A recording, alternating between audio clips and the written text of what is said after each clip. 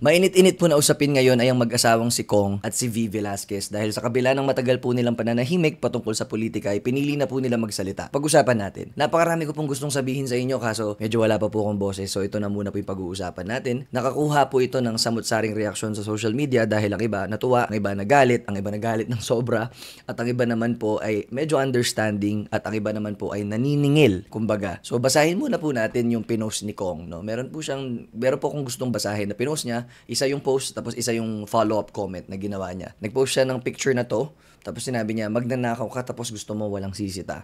Gago ka ba? Yan, signature ni Kong yan, di ba? Gago ka ba? Gago! Tapos meron siyang comment na finalo up dahil siguro sa sobrang daming haha-reacts nito. Tingnan natin, nasa 69,000 haha-react ang nakita natin dito sa post ni Kong, no? Ang finalo up po niyang comment dito ay pag ba magkaiba ba tayo ng sinuportahan ng eleksyon, wala na tayong karapatan magalit sa mga nangyayari sa bansa. Meron naman tayong karapatan magalit palagi, di ba? Sabihin niyo ng gusto niyo sabihin, para pareho lang po tayo ninanakawan, mas nakakahiyang manahimik kesa hindi bumoses. Ayan po yung suliranin naman ni Kong. Sa kabilang dako naman, nag-post din po ang kanyang asawa na si V. Velasquez ng kanyang saloobin, no? Medyo mahaba to kumpara dun sa pinost ni Kong. Sabi niya, sa totoo lang, natatakot kaming mag-asawa mag-post dahil alam namin na mababalik lahat ng galit sa amin. Tama. Evidently so kasi sa 152,000 reactions, 109,000 po ang haha-react. So, ang haha po, most of the time sa social media, hindi po yan dahil natuwa ang mga tao, pero dahil natawa at may halong nainis, di ba? So, ang sabi niya, pero mas okay na magsalita kaysa manahimik. Tatanggapin ko lahat ng panlalait, mura at kung ano-ano pa, kung yun yung ikagagaan ng nararamdaman ninyo.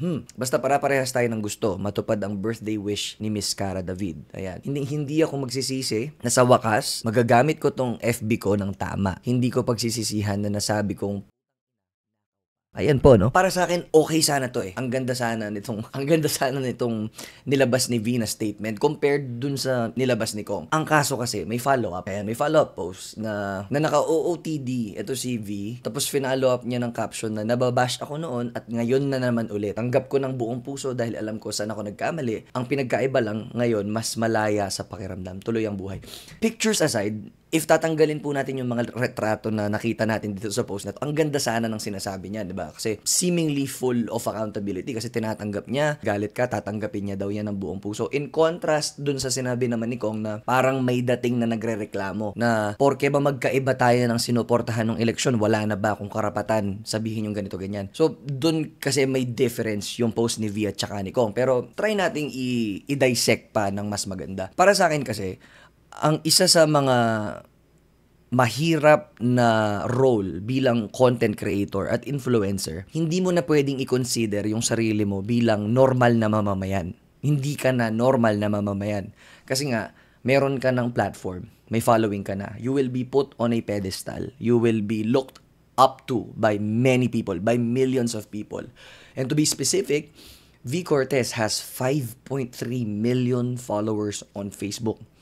And Kong has about 7.1 million followers on Facebook. Tapos on YouTube, meron siyang 12.1 million followers. Isa sa mga bagay na nakakalungkot kasi dito is, isa sila sa pangunahing dahilan, I would say, kung bakit nanalo ang isa sa mga senador po natin sa loob ng Senado.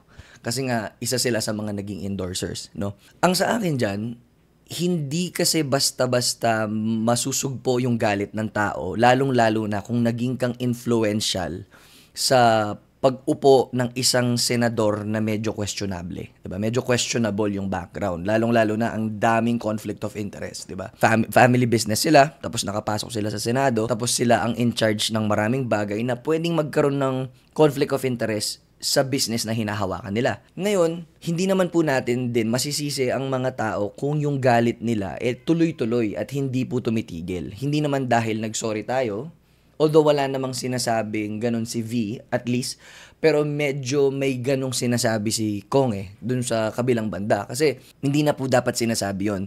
Lalong-lalo na kapag pinapakita mo talaga na apologetic ka sa mga naging questionable choices and decisions mo, dapat hindi ganun yung tone kung you're after atonement and if you're after forgiveness. Kasi kapag meron kang nagawa na knowingly, alam mong mali, tapos nag-a-ask ka ng apology, hindi kasi siya pwedeng mini-mental gymnastics, 'di ba? Ang sorry siya. Ngayon kung magagalit ang tao, ngayon kung maiinis sila sa'yo, kailangan mong tanggapin 'yon. Lalong-lalo na kung content creator ka. And it's the price that we pay as content creators that we're given a platform to take care of. Lalong-lalo na pag nagamit yung platform na 'yon sa hindi maganda.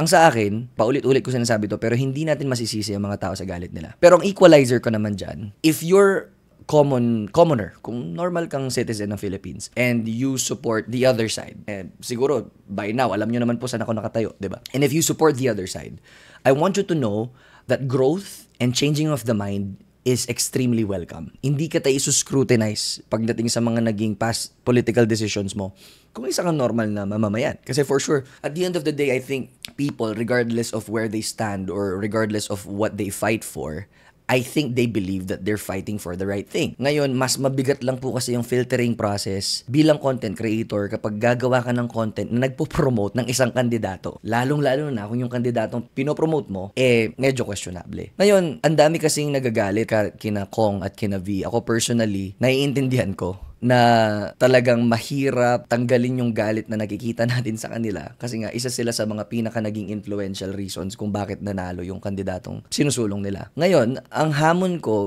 gumawa ko ng post Ang sabi ko dito, may nag-comment kasi nito, kawawang Kong at V, pinotakte, inalisan ng karapatan magbago ng isip at paniniwala. I commend V and Kong for turning over a new leaf, but that's about it. We still can't erase the fact that they are one of the big contributors to Villar winning the election. Maganda yung sinabi ni V, nagtitake siya ng accountability and I'd love to believe her. Pero I won't go around telling people how to express their anger and disappointment. Saying I'm sorry doesn't mean you are excused from the anger and the damage you've caused. Tama ka, Gib. Kasi most of the time, whenever people ask for apology, they expect na, nagpasorry na ako, dapat hindi ka nagalit. Although yes, hindi naman ganun yung tone ng sinasabi ni V. Actually, sinabi niya nga, natatanggapin niya daw, parang iti-take to heart niya, lahat ng sasabihin, pagmumura, pangbabash, tatanggapin niya daw. Kasi I think to some degree, pinagsisisihan talaga nila. I'd love to believe, I'd love to give them the benefit of the doubt. However, para sa akin kasi, kung walang substantial action, dalawa ang magiging substantial action dyan. Number one, consistency. Consistency na from now on, dapat lagi ka ng nagbumoboses, lagi ka na nagsasalita, lagi ka na nagsispeak up. Kasi kung hindi, na-pressure ka lang mag-post. Kasi kung hindi ka nag-speak up, baka sisingilin ka na naman, tapos na-guilty ka. Kasi guilt is good, di ba? Guilt is good kasi nafe-feel mo na may mali kang ginawa. Pero what are you gonna do about that guilt? Di ba? Anong gagawin mo dun sa guilt na yon? Hindi naman pwedeng manatiling guilt lang ang guilt. Kailangan meron kang gawin. Number one is consistency. Number two, ito medyo controversial. If you were paid by the politicians, di ba? Technically, and I put a big emphasis sa if, diba? I don't want to accuse anyone of getting paid because I know that how that feels like. Pero if you're getting paid by a politician, that's questionable, diba?